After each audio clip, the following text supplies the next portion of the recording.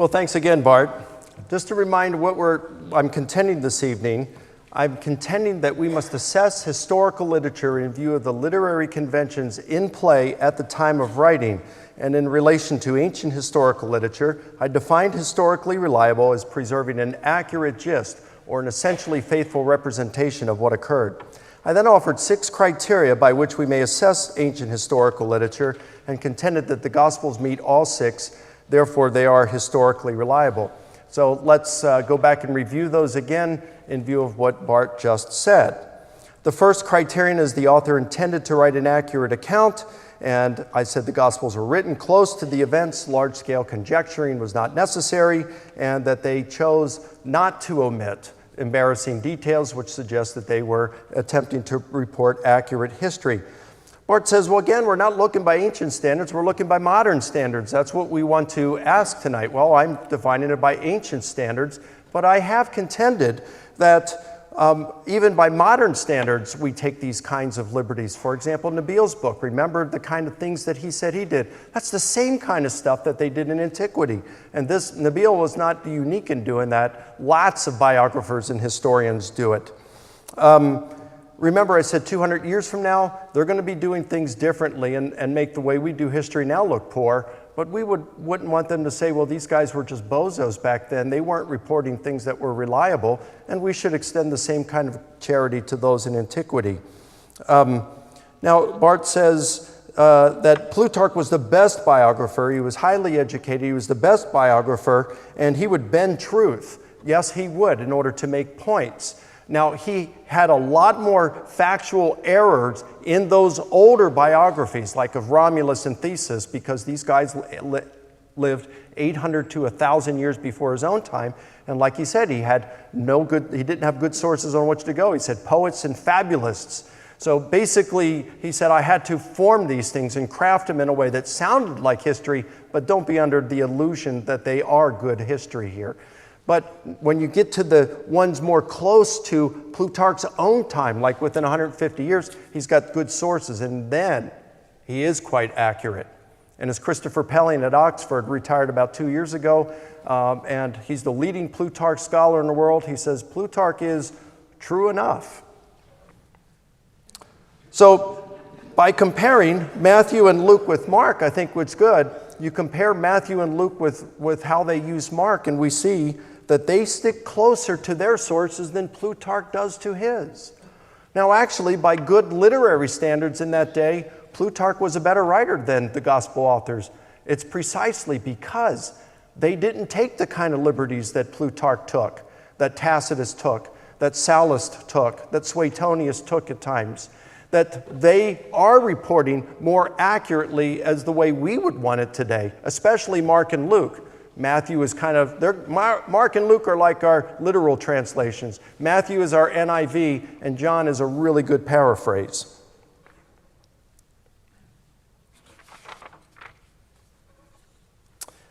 Okay, so then we go into the fourth one, where I said the author and his sources were capable of reporting accurate history. And he says, well, what about the Sermon on the Mount? Did I already deal with that one, the Sermon on the Mount? Okay, number 5, we can verify numerous elements reported by the ancient author, and I mentioned how many items in the gospel, such as names, places, people, and many of Jesus' teachings and deeds can be verified. He says, well, this doesn't mean it's accurate overall. Well, I agree with that. But remember, I said the names, places, Jesus' deeds, and his teachings. You put all that together. Look, we just don't have anachronisms. It's not like they're talking about Mary and Joseph and Thomas and Fred. All right, these are all names that would have been common to Jews in that region, in that period. You go outside of Palestine, you got different Jewish names. So it shows that these authors were familiar with Palestine around the time of Jesus, and that points to reliability. It's not something that you would just look at in and of itself and say, that means it's reliable, but it sure points in that direction. It favors reliability. Number 6, no more than a very small percentage of items reported by the ancient authors are known to be false. And here he persists in talking about contradictions. He said, did I say that there are mistakes? No, I didn't. What I did say, and because I've got it, I was quoting from my opening statement, so I know I didn't say it.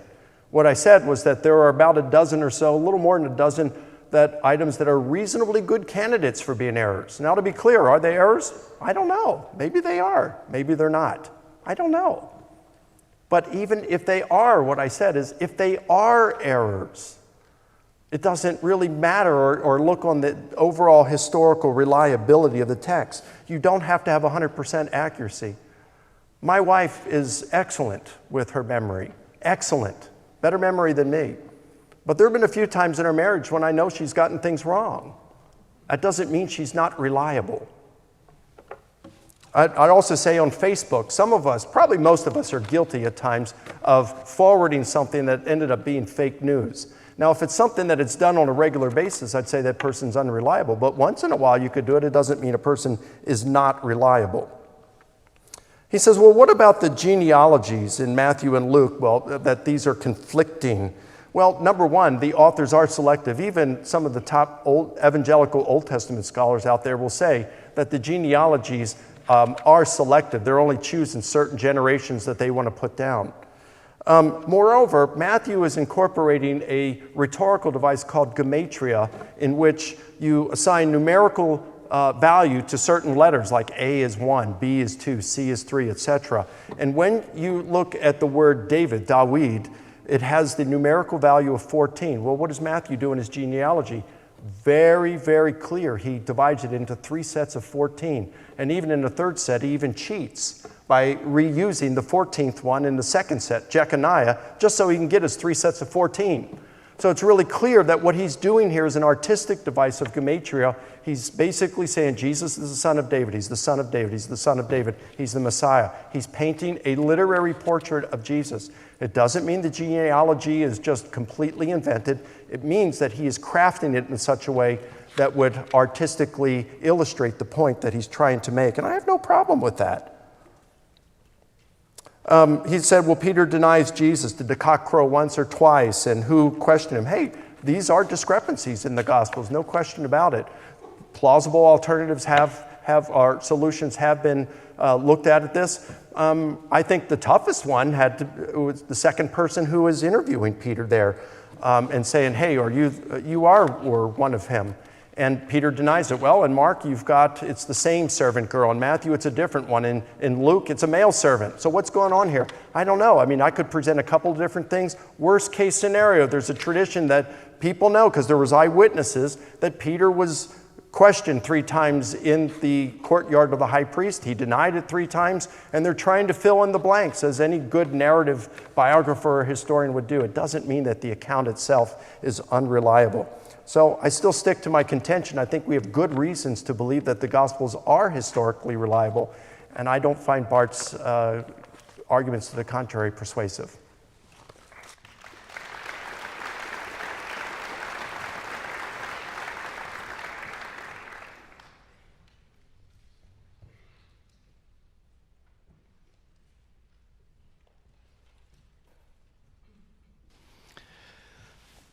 Okay, so we seem to agree there are differences in the Gospels that are discrepancies, and Mike doesn't want to go all the way and say that there are errors because he might have some explanations for them. In all those instances, he and I have looked at every existing explanation, and neither one of us is satisfied with those explanations. So maybe they're explanations. What I want to talk about is why there are differences in the Gospels. And here's a point at which we're going to disagree, in case you were looking for a point. Here's a point at which we will disagree. Mike contends that the Gospels are based on eyewitness testimony. I would like to know his evidence of it. They don't claim to be based on eyewitness testimonies. Matthew, Mark, and Luke, anyway, don't claim at all to be based on eyewitness testimonies. Jesus' native language is Aramaic. The disciples of Jesus were lower-class Aramaic day laborers who lived in a remote part of Galilee. They were not educated. At this time in ancient Palestine, the best study indicates that only 3% of the population could read and write. Catherine Hetzer, Jewish literacy in Roman Palestine. You can look it up and see the evidence. For all of this, you ought to look at the evidence, because it's the evidence that matters. Most people couldn't read and write. The disciples of Jesus couldn't read and write. They were Aramaic-speaking day laborers. They didn't have an education. They didn't write the Gospels. The Gospels don't claim to be written by people named Matthew, Mark, Luke, and John. Those are names given to the Gospels much later. The first time they're attested as Matthew, Mark, Luke, and John is at the end of the 2nd century, 100 years later. Here's something worth thinking about. The Gospels are written in highly literate Greek. They're written in highly literate Greek by educated Greek-speaking Christians living 40, 50, or 60 years later. They weren't eyewitnesses. Where does Mark claim to be based on Peter's testimony? He doesn't. Where does Matthew say that he's basing his Sermon on the Mount on an eyewitness? He doesn't. These are people who have heard stories about Jesus. They're living outside of Palestine. They don't speak Aramaic. They're Greek-speaking people living somewhere else. We don't even know where. Rome, Antioch, Ephesus, we don't know. How do they get their stories? Well, how does anybody get the stories in Ephesus about things that happened in Palestine? They've heard stories that have been circulating around the Roman world until they come to them. They're writing stories that they heard in Greek, not in Aramaic. 40, 50, 60 years later, of course there are differences in the Gospels. Think about who wrote these things. Let me give you one example of the difference in the Gospel that actually matters. A difference again in the death of Jesus. The Gospel writers want to emphasize different things. And the problem with thinking that they're all accurate is that it means that you read one of the Gospels as if it's saying the same thing as another one of the Gospels, when in fact they might be emphasizing different things based on the different stories that they've heard. Here's the example. It has to do with Jesus' demeanor going to his death. What was Jesus' demeanor going to his death? How was he approaching his own death? In Mark's Gospel, Jesus is on trial before Pontius Pilate, and he's silent. Pilate can't understand why he's silent. Pilate asks him, "Are you the king of the Jews?" And Jesus says only 2 words, "Su leges." You say so. That's all he says. He's taken off to be crucified and doesn't say anything on the road to crucifixion. He's silent the entire way. He's nailed to the cross, and he's silent the entire time. Both of the people being crucified with him, both of the robbers being crucified with him, both of them mock him in Mark's Gospel. And Jesus is silent, doesn't say anything. You wonder what is going on here. Why is Jesus so silent? It's as if he's in shock. And at the end, in Mark's Gospel, Jesus says the only time in the entire proceeding, at the end, he finally cries out, "Eloi, Eloi, lema sabachthani." My God, why have you forsaken me?" And he dies. That's it. It is the most amazing account, gripping in its pathos, of a man who at the end feels forsaken by God himself and dies on the cross. As Mike has pointed out, Mark was one of the sources for Luke. Luke also tells an account of Jesus going to his death, basing his account on Mark, but changing it in places. And the changes he makes are significant. In Luke's account, while Jesus is going to be crucified on the road, he's not silent. He sees these women by the side of the road weeping. And he turns to them and he says, "Daughters of Jerusalem, don't weep for me. Weep for yourselves and for your children, for the fate that's to befall you." He's more concerned about these women than he is about himself. When he arrives and they nail him to the cross, he's not silent. He prays, "Father, forgive them, for they don't know what they're doing." While he's hanging on the cross, Jesus is not silent. He actually has an intelligent conversation with one of these robbers. One of the robbers mocks Jesus in Luke. The other one tells him to be quiet because Jesus hasn't done anything to deserve this. And he turns his head to Jesus and he says, "Lord, remember me when you come into your kingdom." And Jesus says to him, "Truly I tell you, today you will be with me in paradise." Jesus is not in shock in Luke's gospel. He's not wondering why this is happening to him. He's not wondering why God has forsaken him. Jesus knows exactly what's happening to him. He knows why it's happening to him, and he knows what's going to happen to him after it happens to him. He's going to wake up in paradise with this man next to him. Most telling of all, at the end of Luke's account, instead of crying out, my God, why have you forsaken me?" He doesn't say that in Luke because he doesn't feel forsaken in Luke.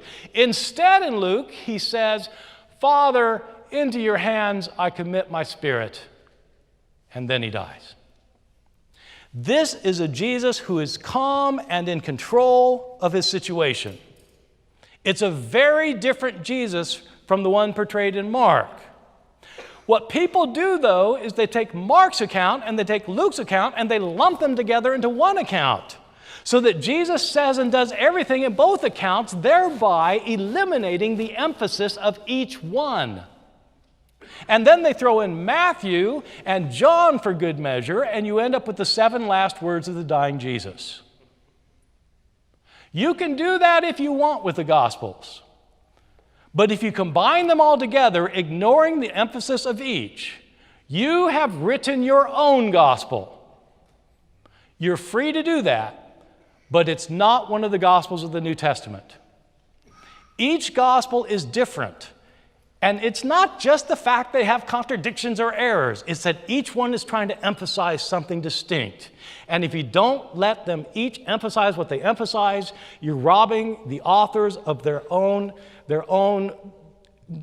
emphasis and their own integrity as authors who are trying to communicate a story about Jesus. Thank you very much.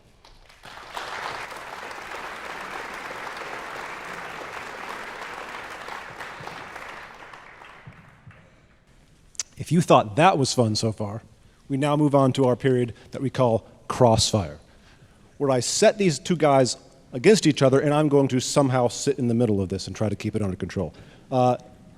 In order to keep this from turning into a free-for-all, I think it would be fair if in this next 10-minute portion, Dr. Licona, you pose questions to Dr. Ehrman, and Dr. Ehrman, you answer. For 5 minutes, you pose questions, and then we can switch over to Dr. Ehrman. Does this seem fair? Sure. Okay.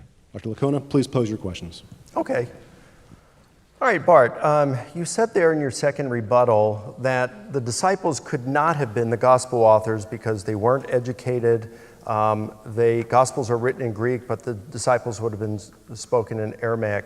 So I think of Cicero, one of the most highly educated people in the late Roman Republic. And even though he was so educated, we've got lots of letters that he's written and essays that have survived, yet there's one occasion when he's writing to Tiro, his amanuensis, his secretary, his scribe, and he says, "Antony was over for dinner and he asked me to read something," and I said, "No, I can't because Tiro isn't here and he makes me sound so much better."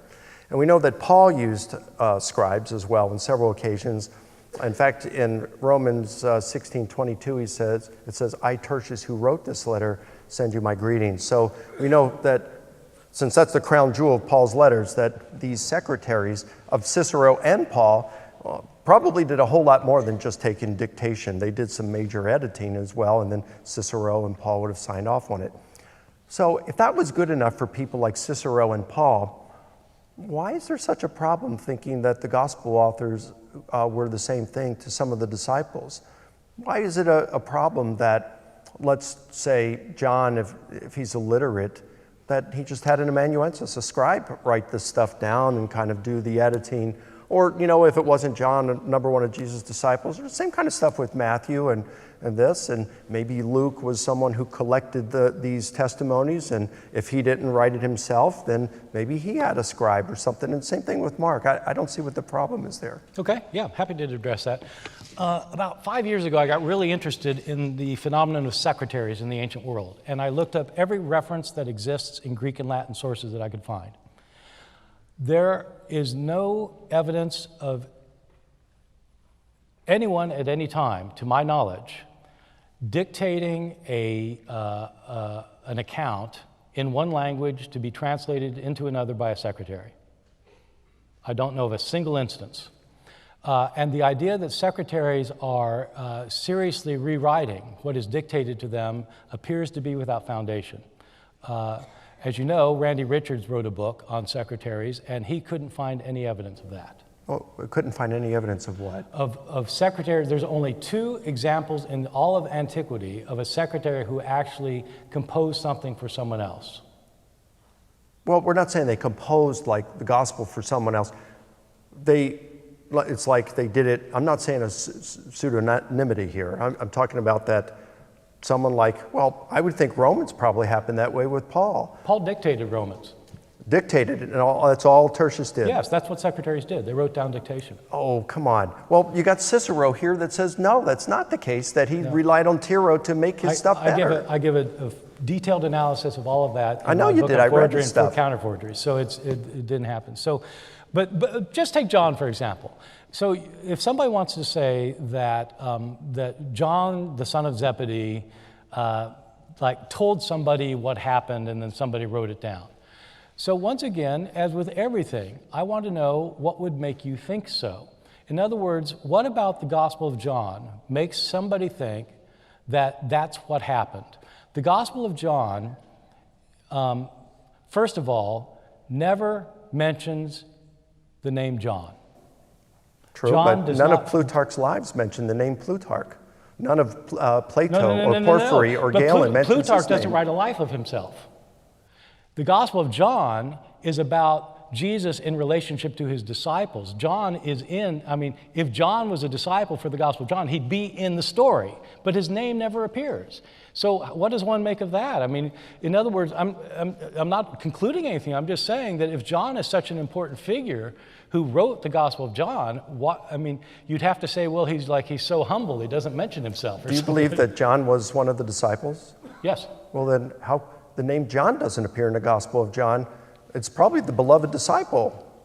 Oh, well, as you know, I happen to be with the minority of scholars that think John, the son of Zebedee, wrote the Gospel of John. Yes, that is a minority. John, the son of Zebedee, was a fisherman in rural Galilee. Yeah. He would not have had an education. Well, no, I think he would have had an amanuensis, a scribe, and that wouldn't have been a problem at all. Well, but how is somebody supposed to think you're just not making that up? I mean, what's implausible about it? What's implausible? Because we have no evidence of anybody in the ancient world dictating an account in one language to be translated into another. Okay, so if you see me right now, and then tomorrow I come in, my hair's a whole lot shorter. You didn't see me get a haircut, but you can infer it. We've got stuff from the early church fathers, multiple accounts that talk about the authorship of these Gospels. And whether you like my evidence, at least I've got some evidence here that I'm presenting of whose. Okay, give me some evidence from John itself that is composed by John, the son of Zebedee. I can't from John itself, but I do from the early church fathers who say it. Okay, who's the first church father? All right, wait a minute. You could say the same thing about Plutarch and say, give me some evidence that Plutarch wrote any of those biographies that's evident in the biographies. Of course. But nobody questions that Plutarch wrote them. That's a question for every author from antiquity. Did this person write it or not? But Plutarch doesn't claim to write them in any of the 50 surviving biographies, but nobody questions it. We still have good external evidence. Classicists question every author from every book from antiquity. They question Plato, they question everybody all the way up. It's a question for every author. But nobody seriously questions whether Plutarch wrote those 50 biographies. Okay, so let me ask what the evidence is that John wrote it. Again, you say that there's no evidence from the gospel itself. You say, well, there's evidence from the church fathers. Okay, who's the first church father to say that John wrote it? Well, that would probably be Irenaeus. Okay, when was Irenaeus living? Probably 170, 180. Okay, it's usually dated to 185. When do you date the Gospel of John? Probably 90 to 95. Okay, so 90 years later, you have one person who says it was John. Yeah. And that'd be the same as what, 1950? Yeah, with having no record of it until now. What do you mean, until then? Well, there are other church fathers who know about the Gospel of John. Sure. They don't say anything about John writing it. Well, that's an argument from silence. I'm asking for what the evidence is. Well, I gave you I'm not using the evidence. I'm not saying the silence is evidence that you didn't write it. I'm asking you what the evidence is. And if your evidence is Irenaeus, we could have a long talk about Irenaeus, but at least I'm given evidence. It's not as though nobody knew who wrote it. And he's the latest one. Okay. Matthew and Mark have better attestation. If we could. I would say, though, there's clear evidence. You think John is the beloved disciple, right? I do. Okay. There is clear evidence that the beloved disciple did not write the Gospel of John. The Gospel of John indicates that the beloved disciple did not write the Gospel of John. I know what you're going to quote, and I think he's speaking in the third person, which would have not been unusual for that day. Jesus speaks in the third person often. In other words, often. the author does not claim to be the beloved disciple and claims he got his information from the beloved disciple. I think he's speaking in third person. He is speaking in the third person because he's talking about a third person. Just like on it's like on the Seinfeld episode, Jimmy did this, Jimmy did this. And Jesus did it. He said, the Son of Man's going to do this. The Son of Man doesn't have a place to lay his head, and he's referring to himself. We only had 10 minutes for this, and I haven't asked a question yet. I know. Please, go ahead.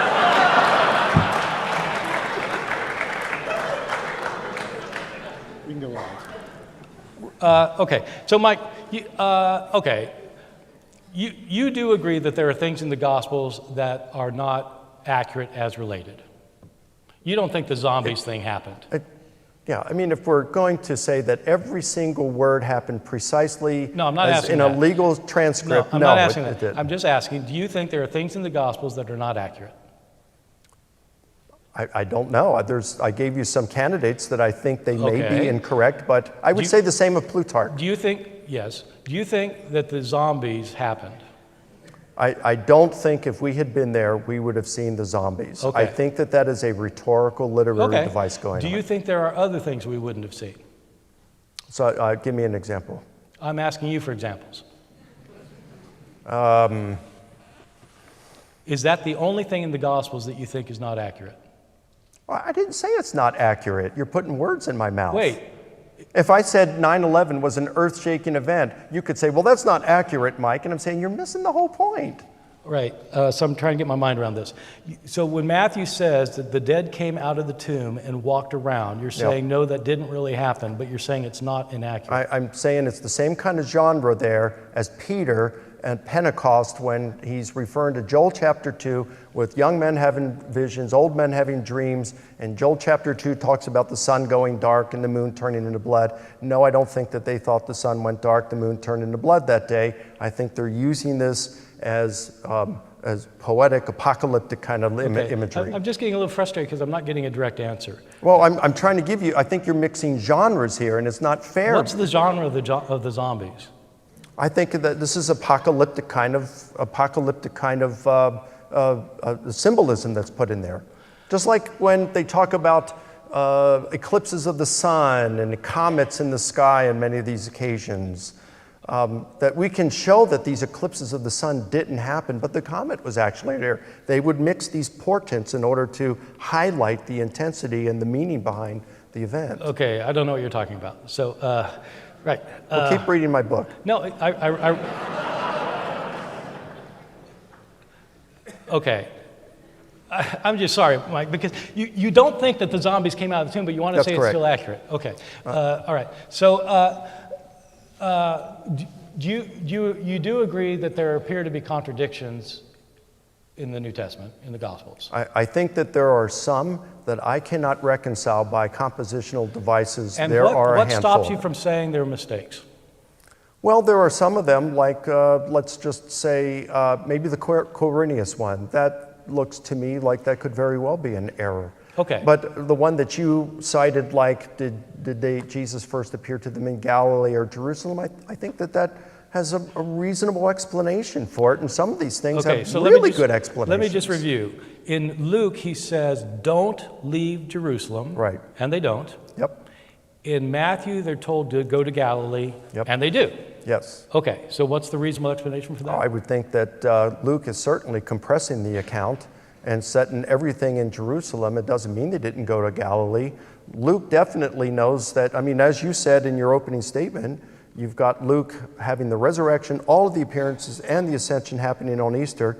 But Luke obviously knows it happened over a longer period of time because in his sequel, the book of Acts chapter 1, he says that he appeared to them over a period of 40 days. Wait, Mike, I'm just confused here. Luke says, don't leave Jerusalem. They don't leave Jerusalem. They're there until the day of Pentecost. But you're saying that he thinks they did go to Galilee? Why couldn't it be that he is compressing the account? Like, for example, I think that first appearance probably happened in Galilee, but Luke situates it in Jerusalem there when you compare the two accounts. He's talking about the same one, and he's putting everything. You can just stop right there. So the appearance was in Galilee, but Luke says it was in Jerusalem.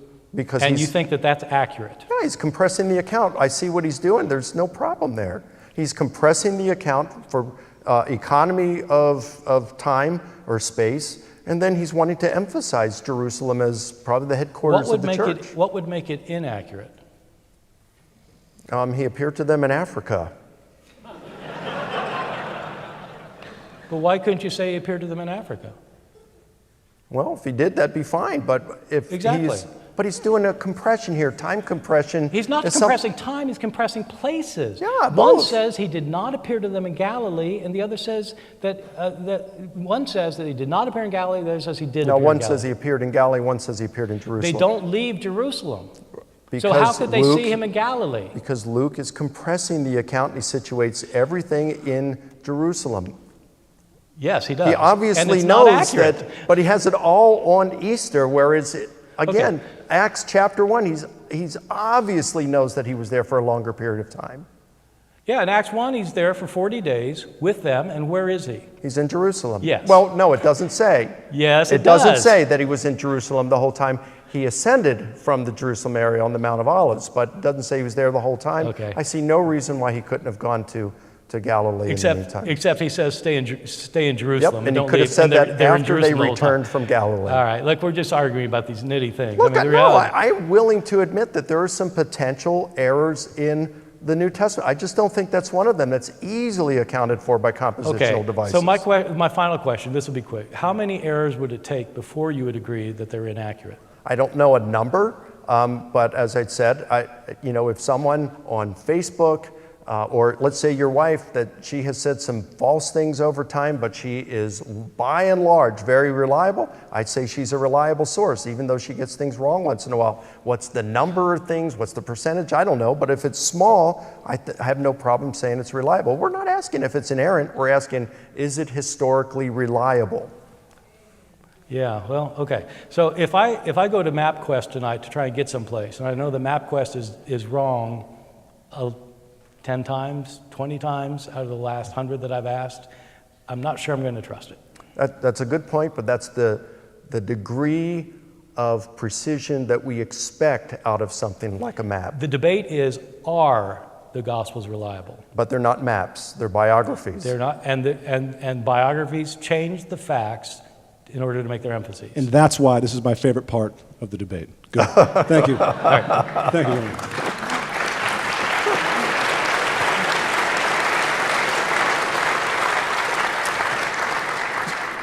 So now we move on to our closing statements. Each speaker has 5 minutes apiece. Dr. Licona, your closing statement.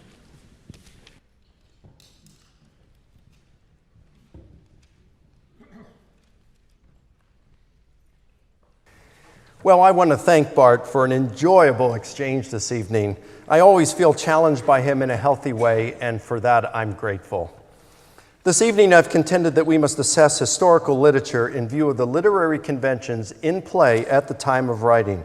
In relation to ancient texts, I defined historical reliability as preserving an accurate gist or an essentially faithful representation of what occurred. I then offered 6 criteria and contended that the Gospels meet all 6. Therefore, the Gospels are historically reliable.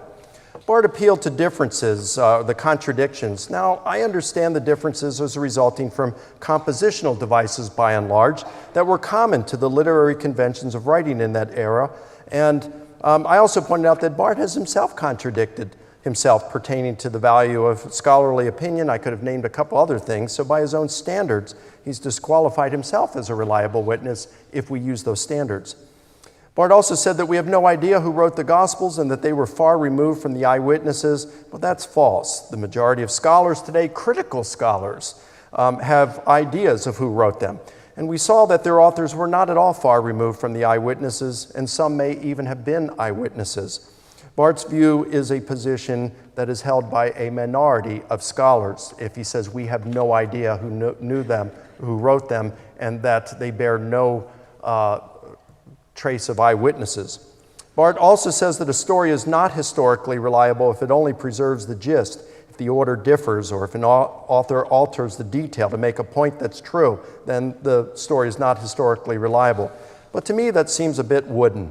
A wooden literalist way to assess a story, and is not at all how historians, at least, would look at reliability. Now, this watch I'm wearing right now was given to me as a Christmas present by my parents around 1979. It's not a quartz watch, it's a Seiko automatic. Is it reliable? Well, that depends on the extent of precision required. If I worked for NASA or SpaceX and was in charge of coordinating things in order to launch rockets, well, then it would by no means be reliable. But for the events in my life, such as meeting someone for lunch or catching a flight tomorrow morning, this watch is plenty reliable. In fact, for what I need it doesn't even need a second hand. The gospel authors were writing according to the literary conventions of their day. Those conventions gave them a license to paraphrase, to adapt Jesus' teachings slightly, and to arrange material as they saw fit. And they did. But they took far fewer liberties than virtually any other ancient biographer took. And in the opinion of many critical scholars, the Gospels are rooted and filled with eyewitness testimony. Moreover, if we follow Barth's concept of historical reliability, we'd not only have to reject the Gospels as being historically reliable, but also virtually all ancient historical literature. Now, not everyone is as interested in these matters as Barth and I are, and of course that's fine. A far more important matter is whether Jesus rose from the dead. After years of focused investigation of the historical data, I'm quite confident Jesus' resurrection is an event that occurred in history. And if it did, God's message or Jesus' message of God's love for us is something we can hold with confidence. I'm sure Barth will agree with me that Dale Allison is one of the very finest New Testament scholars in the world today. After wrestling with numerous matters related to the historical Jesus, Allison writes, "While I am proudly a historian, I must confess that history is not what matters most.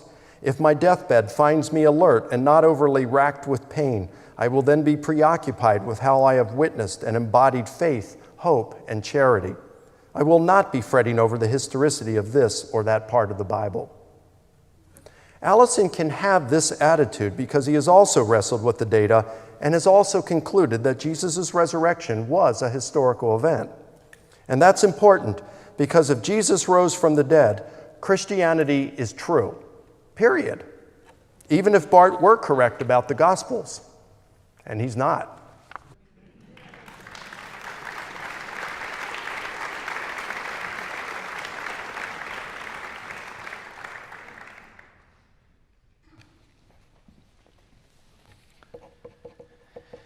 Well, yes, and I want to thank all of you for coming, and Mike as well. I always enjoy these back and forths, and they tend to get rather lively on occasion. I'm going to do a couple things in my concluding time, but before I get to that, I want to say that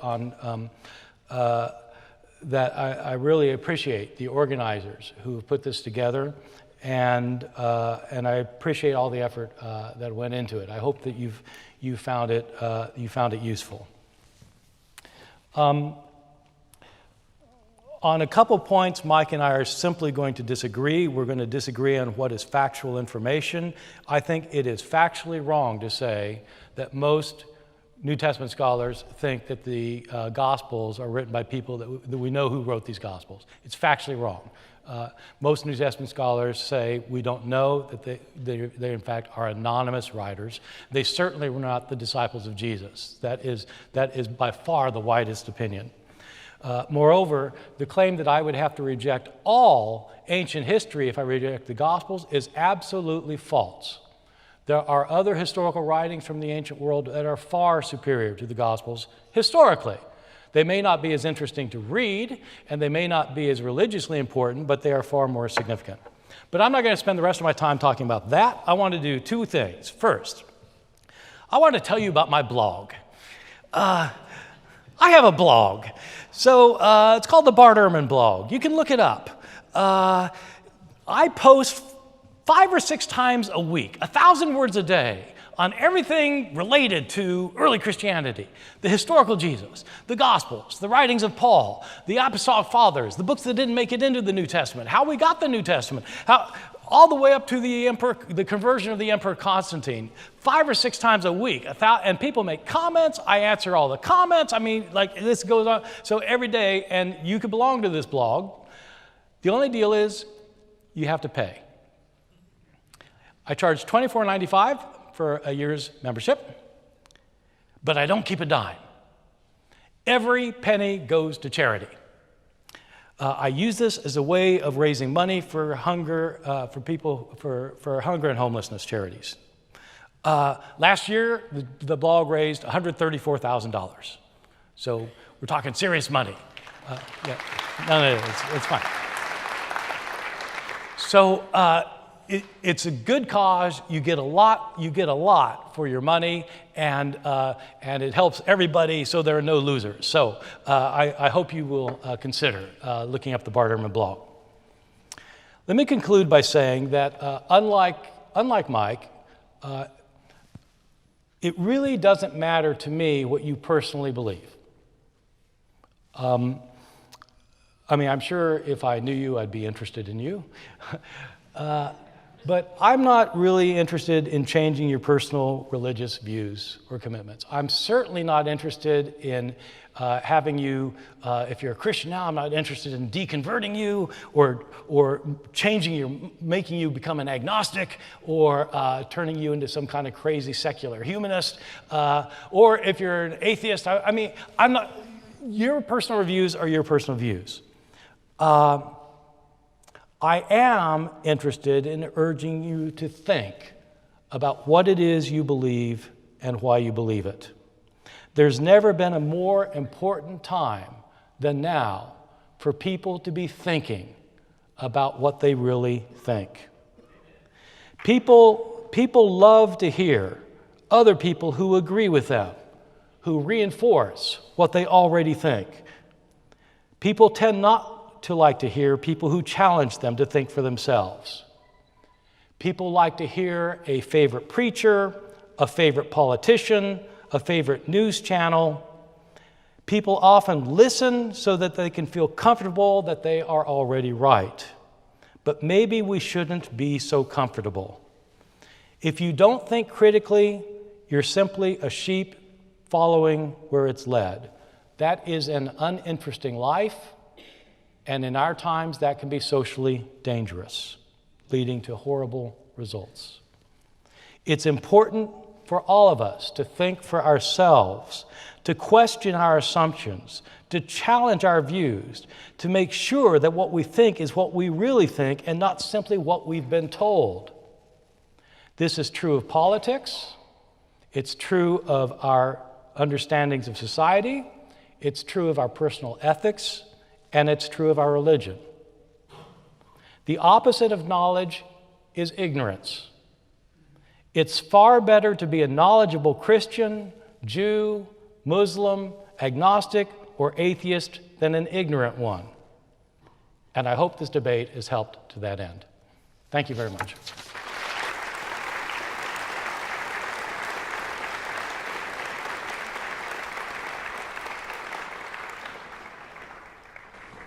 We now move on to our final portion. It goes on after this, the question and answer portion, in which the audience members can line up on either side of the aisle here. Those of you who have questions for Dr. Ehrman, line up on this aisle. Those of you with questions for Dr. Licona, line up over here. There are microphones in which you can pose your questions. We encourage you to ask questions. That is, we want you to have the courage to get up and ask your questions. But I would give you this piece of advice. You are asking questions and not delivering sermons. So perhaps brevity is in order.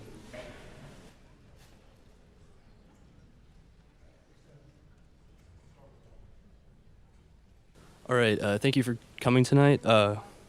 Mic on? Okay, thank you for coming tonight.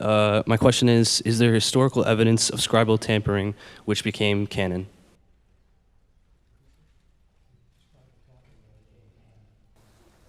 Describe the what that became? The tampering. Describe the tampering that became canon? Is there evidence of scribal tampering that became canon? Oh. Scribes that changed the text and became canon. I'm not clear on. No, he means like did scribes add things to the text that became part of the canon? Oh, sure. Like the ending of Mark chapter 16, verses 9 through 20. John, chapter 7, verses 53 through 8:11. There are a few other places, and yeah, they got included in there, and they're in many Bibles today. But I think scholars are right to point out that these were not in the originals, and so therefore our modern translations typically have brackets around them and with a footnote at the bottom that says these do not appear in the best manuscripts. And in fact, a lot of the Greek texts don't even include them.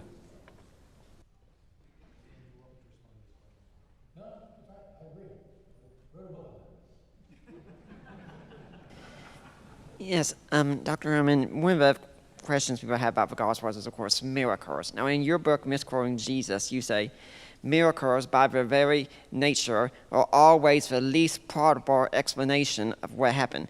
Now, I'm wondering, do you come to this conclusion in each case before looking at the evidence or after? Because if it's before, that can be understandable. But if it's after, aren't you kind of saying that, first off, no amount of evidence could convince you a miracle had taken place?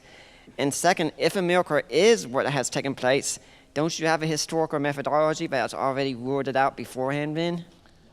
Yeah, my view of miracles is that accepting miracles is a matter of faith, not a matter of historical evidence.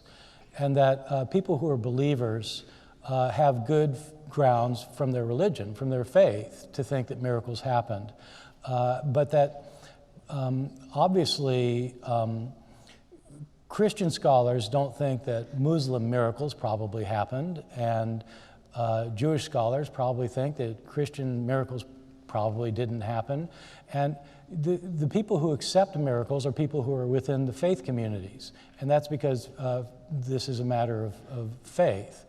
That's why you, as a Christian, for example, would never convince a non-Christian that Jesus really walked on the water and that you can prove it. It's not going to happen. So because they don't have the faith commitment you have. So I see it as a matter of faith, not a matter of historical demonstration. I guess in response, I would say that just because a person has an inability to convince another person doesn't mean the evidence isn't good. And Bart knows this very well because he's been engaged in discussions with mythicists who deny Jesus existed. His inability to convince them that Jesus exists doesn't mean that the evidence for Jesus' existence is insufficient.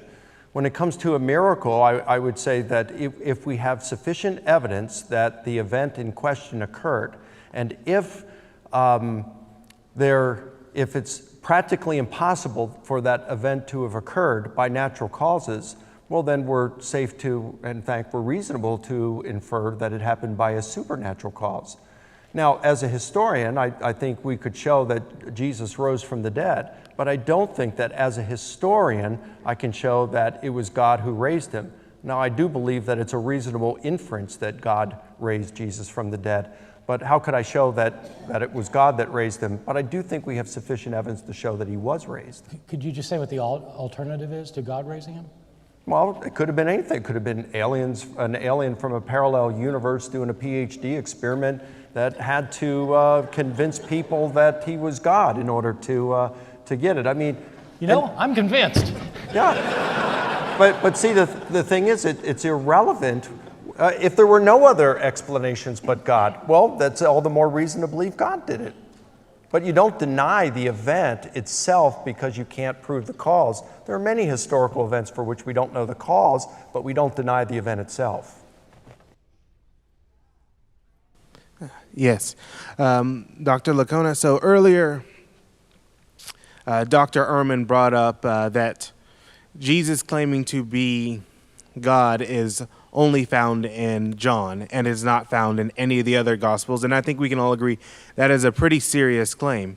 So do you think you could offer any explanation on why it would only occur in John and maybe not the other ones? Yeah, thanks for asking that, because I realized after I sat down I forgot to address that in my rebuttal. I think that Jesus is clearly portrayed as God in the Gospel of Mark, which is the earliest gospel.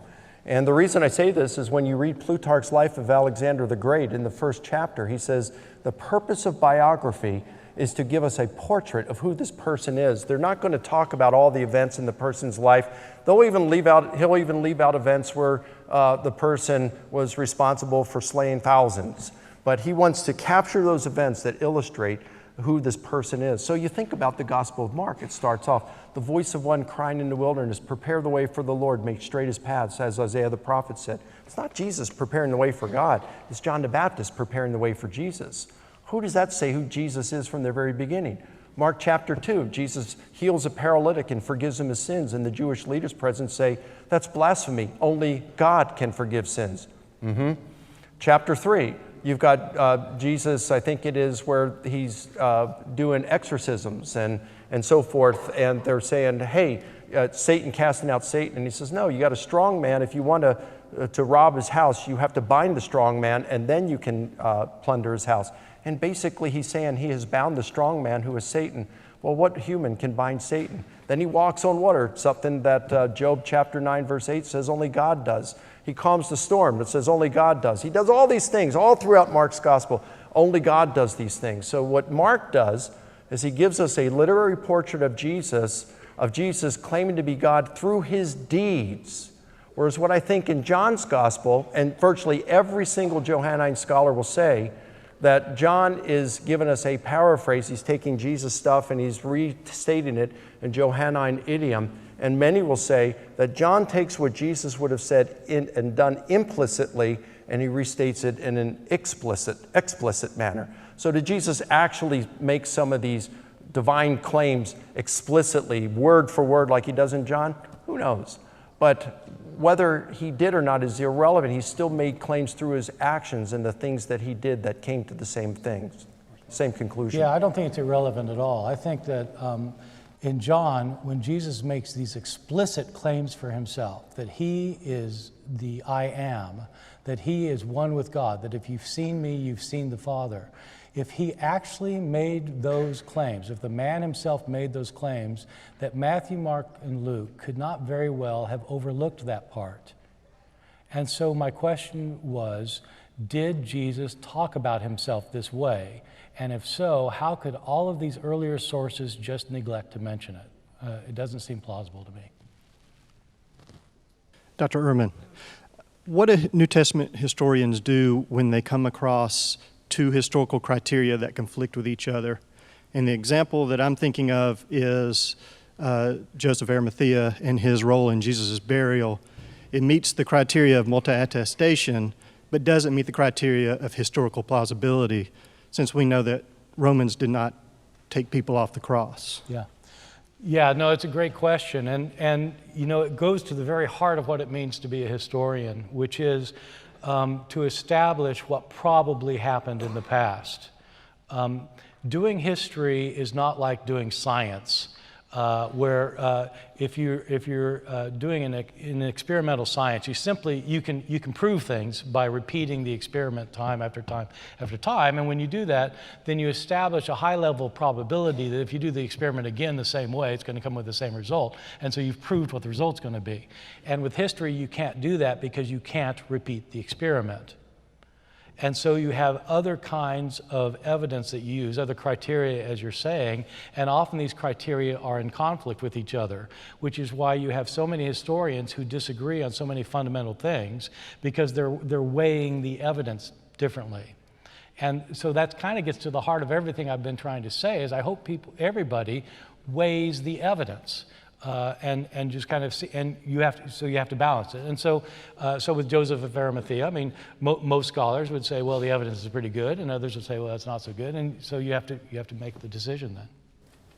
The only thing I would add, I would challenge the thing that you said about the Romans leaving people on crosses. That was the standard throughout the Roman Empire. But according to Josephus in Jewish War, Book 4, Section 317, he mentions that just a few years before the destruction of the temple in Jerusalem, so we're looking probably around the year 67 or 68, that he says that the Romans had hired some mercenaries to come in, and they killed some Jews, and they didn't allow for them to receive a proper burial. And the Jews in Jerusalem were really infuriated about this because it said it was their custom. The Romans allowed them to remove the crucified and the condemned and to bury them prior to sunset. That would have been in accordance with Jewish law. And through the about 1,000 ossuaries that have been bone boxes discovered in Jerusalem that were dated from about 30 BC to 70 AD, we see that this was a custom that the Romans allowed them to do. Wait. The ossuaries? What? No. The ossuaries aren't evidence that they took the bodies off the cross. They were evidence that they allowed people to receive proper burials. Not crucified people. Well, yeah, what about Yehohanan? Discovered in late 1960s. Okay, we have one evidence of somebody who was crucified. Yep. Okay, how long was he left on the cross before they took his body off? Who knows, but it was... Exactly! Oh, wait a minute, whoa. Who knows? But what evidence is there? Josephus says that they were removed... You said archaeological evidence. You said thousands of ossuaries, and I'm saying, what are these thousands of ossuaries you're talking about? It shows There's no that they archaeological gave them evidence. they allowed proper burial. Okay, What? I got you. How? All right, you're right there. All right, so we Okay. got one that allowed a proper burial for a crucified victim, of which I'm aware there, okay? But we don't know how long it took for them to bury him. Josephus... No. Hold on a second. You're talking about Yohanan. You're not talking about Josephus. All right, let me go back to What Josephus archaeological for a evidence second, is there that because that's where my point is to be made. Josephus said that before these mercenaries, the Romans allowed them to remove the crucified and to give them a burial prior to sunset. As you know, this is a highly problematic passage in Josephus. I've talked about it at extensive length on my blog about why this is really a difficult passage, and it simply isn't straightforward that the Jews did this. It is ambiguous. You mean in Very terms ambiguous. of the same day? I would acknowledge there's some ambiguity there, but then when we have multiple independent sources in Mark and John that talk about That was his Jesus... question. That's his question. But we have to move on. Yeah. Hi, Dr. Licona. I was just, because you were talking about how John was you think John wrote John. And so I was wondering, I don't know if you guys have ever debated this point before, but Dr. Ehrman wrote one time about how Nicodemus had a conversation with Jesus, and they were talking about being born again. And I think Dr. Ehrman wrote that that conversation couldn't have happened in Aramaic. And so I was just wondering if you've ever discussed that, and if you have, like if you think it was added by a scribe, because if so, then the whole born again thing, if that was just something grafted on later, then that's kind of important, right? So I agree with Bart. I would say that Jesus and Nicodemus would have spoken in Aramaic, especially because it was there in Jerusalem, and it would have been in Aramaic and not in Greek. And he's correct that the term anothen, from above or again, that double meaning which is necessary in the story, as Bart rightly points out, is not there in the Aramaic. So I do think that what John has done here is he has recasted this conversation, and he has played with it some. And this is something that both Thucydides and Polybius and Lucian, and I mean, this is well known. I mean, it's without dispute amongst historians of antiquity that you could take speeches and you would take the gist of that speech, and then the author is allowed to do what they want with it as long as they are preserving the gist of what has been said on that particular occasion by that person. Then you're fine in order, as the author, the orator, to do with that as you want. So I think I would differ from Bart only in saying he'd probably go so far as to say Jesus and Nicodemus never had that conversation. The whole thing was invented. I would not go that far. I would say they did have a conversation, and we got the gist of that conversation, but that the author of John's Gospel has indeed done some stuff with it. Confusion would only have come in Greek, right? Say again? The confusion would have only come in Greek, right? That's kind of that's the correct. pivot of the whole. Yeah, and I think I just addressed that. We agree and we disagree. But where we disagree is I agree that the entire conversation is predicated on a misunderstanding that is possible only in Greek, but they were speaking Aramaic. So I don't think you can say the gist is right, because the gist is this conversation that's built around a confusion. So that's another thing we could argue all night about. Thank you. Dr. Ehrman, first of all, I want to say I'm glad to see that you're seeking the truth above all and that you've devoted so much of your life to determine whether the Gospels are historically reliable. I question, though, if you're throwing the baby out with the bathwater, and I would like you to comment on what you think actually happened, in that you had the disciples, first when Christ died, run and was scared, and then all of a sudden they were speaking boldly about what they had saw and what they heard, and they were even willing to go to their deaths for that claim of who he was. So why do you think, if this was all pretty much fabricated, over a period of time, how did the early church start with such passion, and there was so much, commitment by the early church followers that claimed they actually experienced Christ and were willing to go to their death for that? Yeah, great question. Thank you.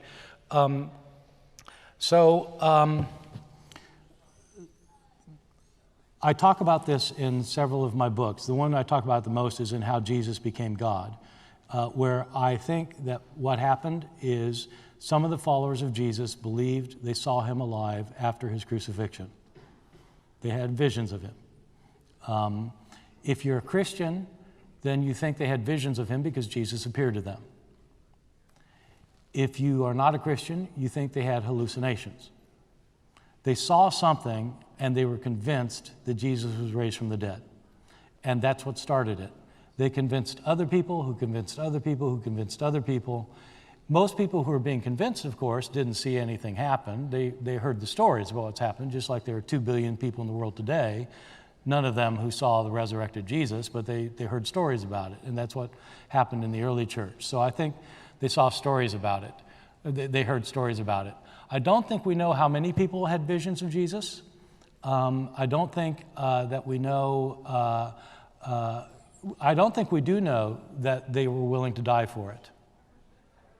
We actually don't have any traditions about how the disciples died until over 100 years later. So this idea that people always say that, they wouldn't die for a lie, we don't know how. I mean, how did the disciple Andrew die? We have no idea. Bartholomew, how did he die? We have no idea for most of these. We don't even get legends about Peter until the 2nd century. So what I would say is that they were convinced, and is on the basis of visions that they had. And if you're a Christian, it's because you think that they really saw Jesus. Could someone close that back door? There's noise coming in. Yeah, I would like to just respond when he says, we don't have anyone that's testifying that they were dying the disciples were dying until over 100 years later. Well, you've got John, who's writing in the 90s, and he mentions the death of Peter, it seems like in chapter 21. But he doesn't say that he was martyred. Oh, he does say, okay. Okay, so that's pretty early. You got Clement of Rome writing around the same time, and he talks about the deaths of Peter and Paul. You have Luke in the book of Acts that talks about the death of Stephen, and that all these other disciples at least were willing to suffer and go to their deaths. I'm saying that we don't know how the 12 disciples died. Paul wasn't one of the 12. Stephen wasn't one of the 12. Peter's the one that's mentioned, and James in the book of Acts. James, the son of Zebedee. That's it. So you believe that the whole Christian movement started because some people saw some visions and told others, and it spread. That's what the New Testament says. Yeah, that's what happens in the New Testament. The empty tomb doesn't convince anybody in the New Testament. It just makes them confused. It's because they had visions of Jesus, they saw Jesus, that they were convinced. And so I think that that's probably right. Some of the followers of Jesus probably had visions of him after his death. Yeah. All right, thank you so much for a great debate. My question is, how do you think Jesus viewed his own scriptures, the Hebrew Old Testament? Would you say that again? How did Jesus himself view his own scriptures as, historical documents? Did he build his faith on them, believing that they were accurate down to the detail? And if not, You're why talking do you about, think, like, how did he view the Old Testament scriptures? yeah, like the David or something, did he think that they were some myth, a lot of literary devices, or do you think they were, accurate down to the detail? And if he didn't, why do you think Christians seemingly build their faith on a higher standard than Jesus did? Yeah, well, good question. I think it's hard to tell specifically everything and really get it down to split hairs over exactly what Jesus thought about scriptures. But obviously, if we look at motifs throughout the Gospels, and he relied on the scriptures and quoted them. He quoted them when he was in trouble. He quoted them when he was being tempted. He quoted them when he was on the cross. Just like many Christians would, when they run into trouble or they get answered the prayer or whatever, they're appealing to the scriptures because they value them. They value them highly. It seems like he believed that they were divinely inspired. I don't know how far we could go past that. He might have believed much more about him than that. I just don't know that we could tell, beyond that what he actually believed. And it seems to me there was another part of your question that I don't remember what it was. Sorry, if he didn't view them as accurate down to the detail historical documents. Yeah, why do people today, why do they Christians fret seem to have over a standard? inerrancy and things like that? I don't know. It's probably because we are a very precise culture with all technology and everything, and biography and history and how to write it has changed over the years.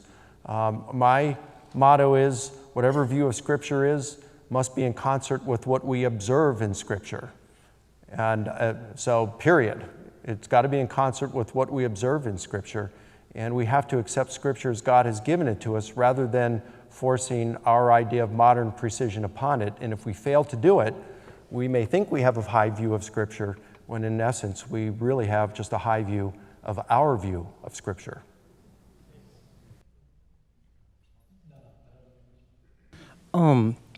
In your comparison between the two accounts of Jesus' crucifixion, you said in one of them he felt forsaken by the Father by crying out, my God, why have you forsaken me?"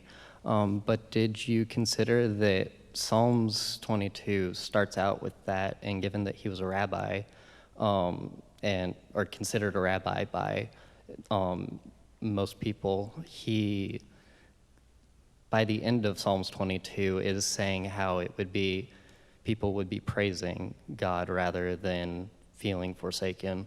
Why would you come to the conclusion for? Yeah, great question. So the cry of dereliction, as it's called, is often interpreted that way, that he's quoting the first part of the psalm, but he wants you to think about the end of the psalm.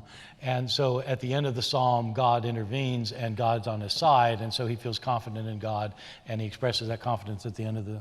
And I don't agree with that reading of it. Of course, I mean, that's a common reading of it. I know about the reading, but I think that it misunderstands what Mark is trying to say. Because I think if Mark wanted to say that Jesus was feeling confident in God, he would have quoted a different part of the psalm.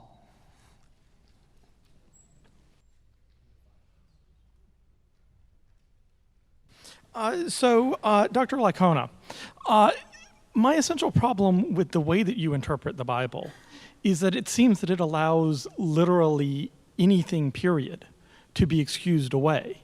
I mean, earlier in the debate, I can't remember the exact details, but you were asked what it would take to convince you that you were wrong, and there was an example, I think, given of if it had said that Jesus had told them in like Africa or something. Why couldn't you, if it had said that, if the Bible said that the conversation took place in Africa, why couldn't you just say, well, that was intended to illustrate how far away they were from some particular city? If it said that Jesus rode to the moon on a winged horse, why couldn't you just excuse that away, saying, oh, well, that was intended to just show that Jesus was very powerful? What on earth could you ever put in anything using your method of interpretation that you couldn't excuse away? Yeah, fair question. Well, first of all, when I said appearance in Africa, it was in relation, why Galilee or Jerusalem? I just said that. If I had a little more chance to think about it, I might have said something a little bit differently. If all of our Roman records, let's say Suetonius and Tacitus and some others, said the prefect of Judea around the year 30, time of Jesus and his crucifixion, was Albinus rather than Pontius Pilate, well, then we might say that something was in error there. Or if we said that Caesar, instead of Caesar Augustus at that time of Herod the Great, that it was Tiberius Caesar, well, then we'd have a problem there, wouldn't we? Some of the Islamic literature has those kind of problems, but we don't have that kind of problem. Now, if you want to know, what would it take to disprove some things? Well, I mean, if we discovered an ossuary, a bone box, and it contained the bones of a crucified victim, and there was some papyri inside written in Greek, and it said, "We fooled the world until today," and it was signed by Matthew, Mark, Luke, and John, I'd say, and we could compare that and do a DNA analysis, and let's say it matches up with the blood on the Shroud of Turin, and so we know that these are the bones of Jesus. He didn't rise from the dead. I'd have to give up Christianity. I'd have to say that the resurrection never occurred, and that I've just looked at the evidence and it's led me in a bad direction. So there are a number of things that could convince me I'm wrong. Yeah, I don't know. I mean, the thing about Africa is that I think what you would say is that it's been compressed. And so I'm not sure. I mean, it does seem, I think I agree with the gist of what you're saying. The gist is what matters. And I think the gist of what you're saying, I kind of agree with. I think that it'd be very hard to find evidence that would change your mind. But you do agree. Well, I did acknowledge there are over a dozen items in the Gospels that have a reasonably good chance of being mistakes. Yeah. But you would acknowledge, given what Luke says in Acts, the 40 days, and that in Luke 24 he presents everything occurring on Easter Sunday, you would agree that Luke compresses the account in the Gospel, right? I'm not the one who has a problem with compression. Because okay, I don't either. So what's our problem? I know you don't, here? but I don't think the accounts are accurate, and you do. But they're inaccurate in your mind because he compresses. Of course it's inaccurate. Okay, well, I guess that's just a different way of viewing reliability. Do you mind if I ask two questions or just I'm sorry, one? I can't hear you. Just one. Okay. So you said that because the 12 disciples were speaking only Aramaic and they didn't have a lot of knowledge, shouldn't Paul be the connection between Aramaic and Greek because he is a Roman citizen and he talked to the disciples and they did understand him and they did respond back? So when he did on his mission trips through Acts, the 3 mission trips, shouldn't he already gotten some Greek followers with Barabbas over in Greece because he did eventually get there? And then he did go to Caesar because he did appeal to Caesar, and that will make the connection that, the Gospels can be written in Greek because of that. I'm sorry, I got lost in there. Are you asking whether the disciples might know Greek or not? Or are you saying that Paul might know Aramaic? I'm saying that isn't Paul the connection between the difference between they can't write in Greek because they don't know Greek and they're not well educated enough to read and write. But yeah, Paul. Yeah, but Paul wasn't from Galilee. He's from some Greek-speaking city outside of Galilee, so he speaks Greek. But yet, shouldn't he be able to speak, understand the disciples because there is conversation between the two? We don't know how they communicated, Paul and the disciple. I mean, some people think Paul knew Aramaic, but I kind of doubt that. And so we don't know how they communicate, whether they had interpreters or we just don't know. Yeah. Yes. Okay, my bad. I was just curious, for a specific example, how you would deal with some of the things that seem to be discrepancies or differences in an account like the calling of the first disciples, where in the Synoptic Gospels, how there seems to be a set way in all of them of how Jesus did it, where and how, but then in the Gospel of John, he seems to go about it a completely different route, giving a completely different narrative. Yeah, good question. The bottom line is we can't get into a time machine, go back and verify any of our hypotheses. So all I can give is a hypothesis I think is plausible. All right, my guess, I think if we went back, we'd probably see things happen closer to how John has it in the calling of the disciples, and that the synoptics have just streamlined things.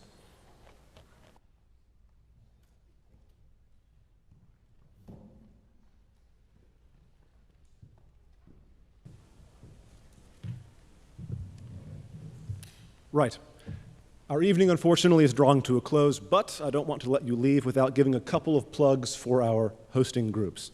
Please look up and consider joining the KSU History Club. You can go to the Owl Life website, KSU website, or you can go to Facebook and look up KSU History Club. Likewise, Ratio Christi is hosting another event next Wednesday, February 28th, when philosopher Dr. Richard Howe will be giving a talk, followed by a Q&A on the topic, Did the Da Vinci Code Get It Right? In Social Sciences Building, room 3028 at 7:30 p.m. Everybody, thank you for coming, and let us thank our speakers one final time.